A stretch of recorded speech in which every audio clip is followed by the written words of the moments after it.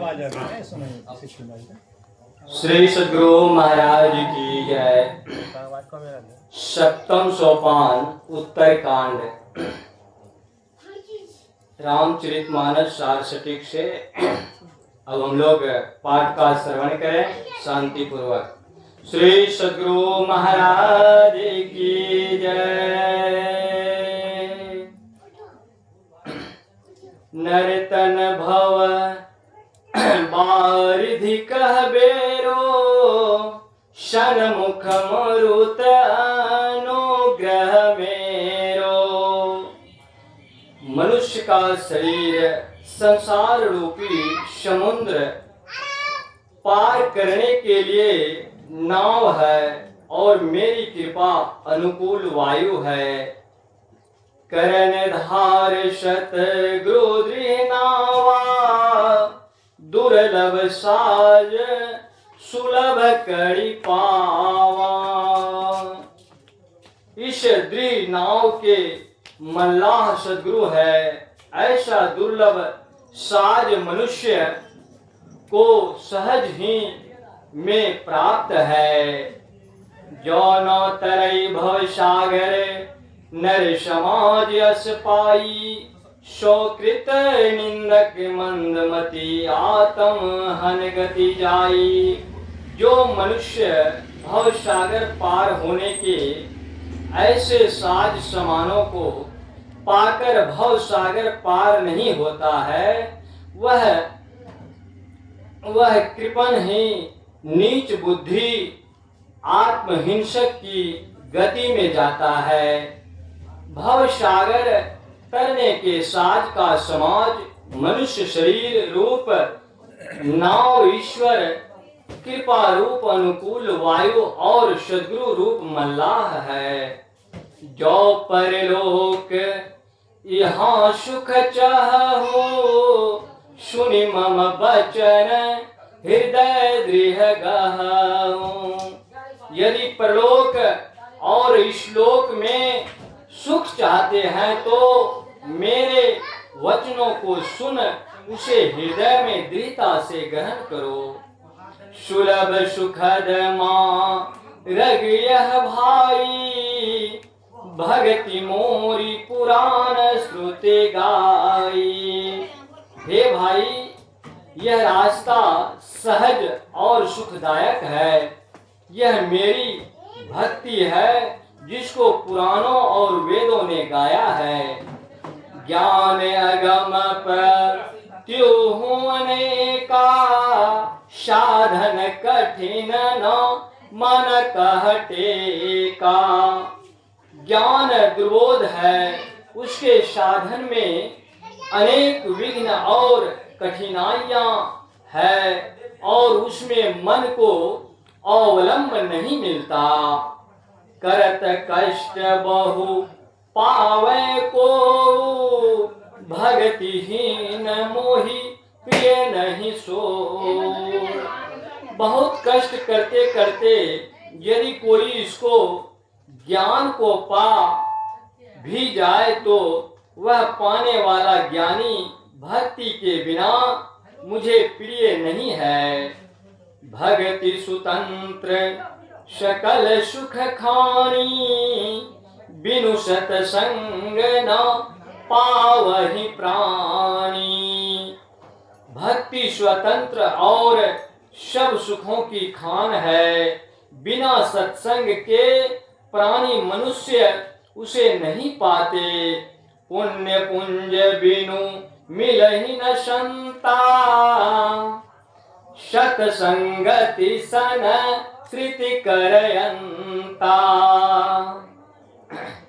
पुण्य राशि के बिना संत नहीं मिलते और सत्संगति ही जन्म मरण के दुखों को नाश करने वाली है। पुण्य एक जग मह नहीं दूजा, मन क्रम बचन विप्र पद पूजा। प्रेम से बोलिए श्री सद्गुरु महाराज की जय। श्री सद्गुरु महाराज की जय। श्री सद्गुरु महाराज की जय। ये मनुष्य जीवन जो हम लोगों को मिला है, ये एक भक्ति का साधन है और किसी जीव में भक्ति नहीं हो सकती है। इसलिए यह मनुष्य जीवन को भक्ति का साधन कहा गया है। अगर लोहे के कुल्हाड़ी में अगर आप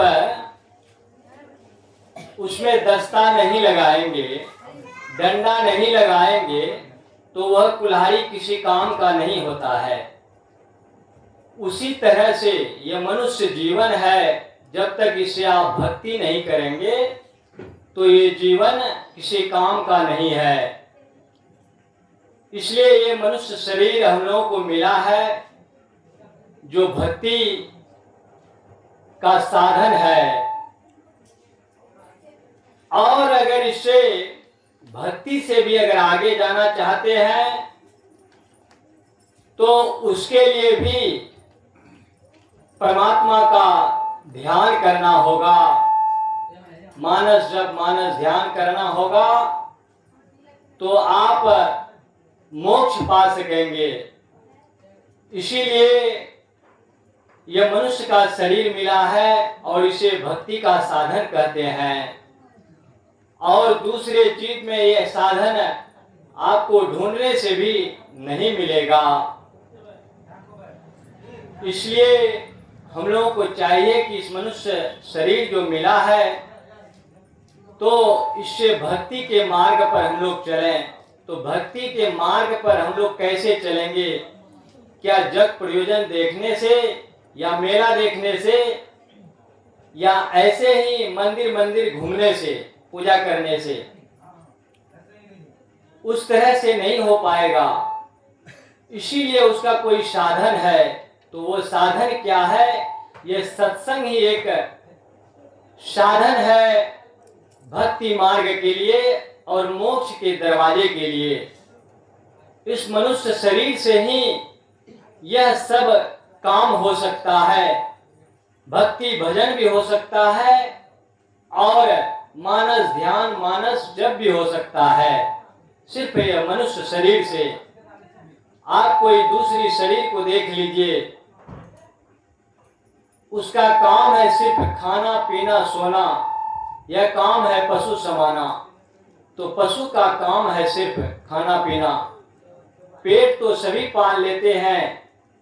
बोले भूखे भूखे कभी कोई जीव सोता है? अभी तक कोई जीव भूखे नहीं सोता है।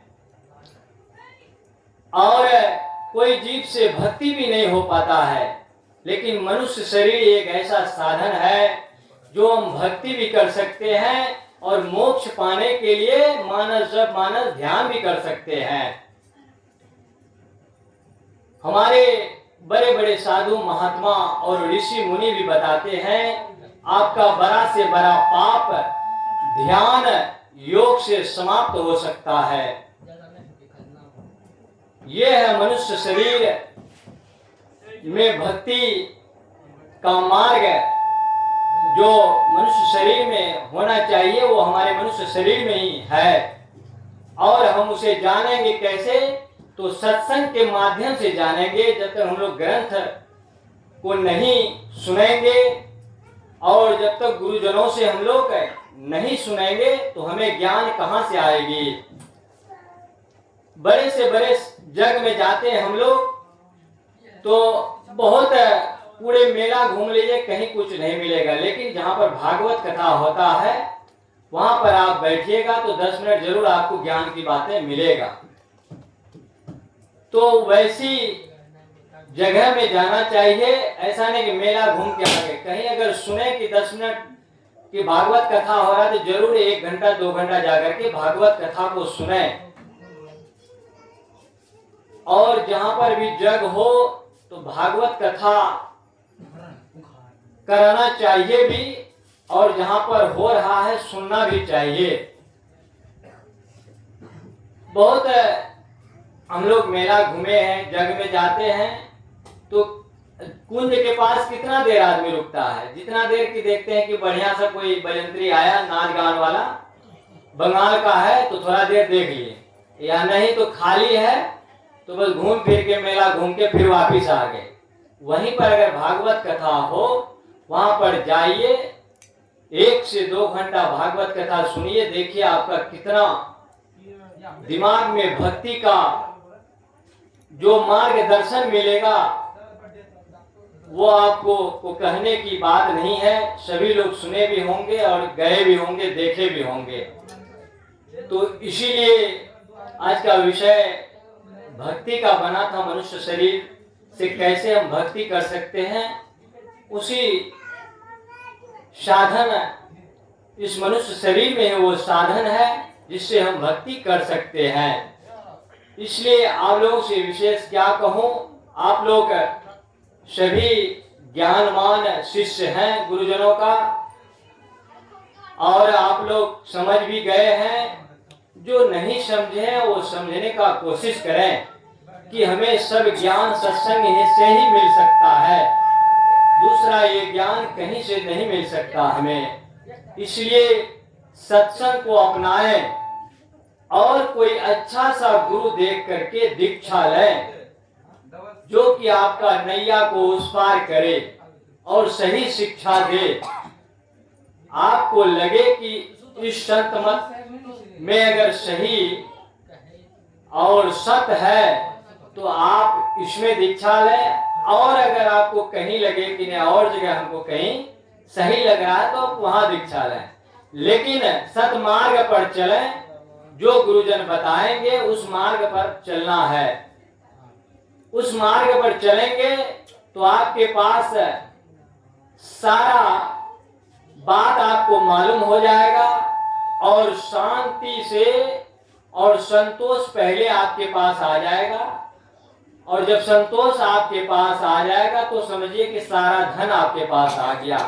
जब संतोष धन आपके पास नहीं आएगा तो समझिए कि कितनों भक्ति और कुछ भी कर लीजिएगा वो भक्ति आपसे नहीं हो पाएगा, क्योंकि संतोष आपके पास है ही नहीं। शांति मन में 1 मिनट के लिए भी नहीं रहेगा। जब संतोष आपको हो जाएगा 500 रुपए की मजदूरी में, उस दिन आपको देखेगा कि कितनी शांति मन में हो जाएगा। उसी में आप खुश रहना सीख जाएंगे कि जो भी धन है हमारे पास यही बहुत है, क्योंकि परमात्मा मेरे लिए इतना ही भेजा है तो हम उस पे ही संतोष रहेंगे।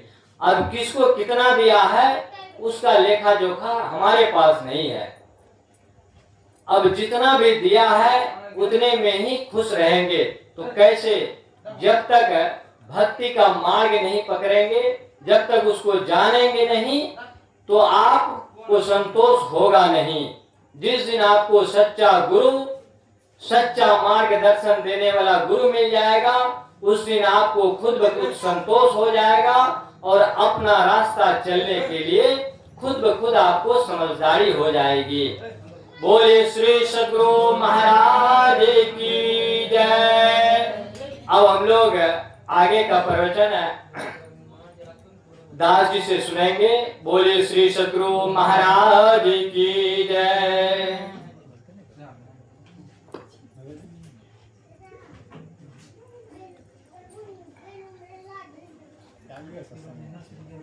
टाइम कितना है? 9 बजे को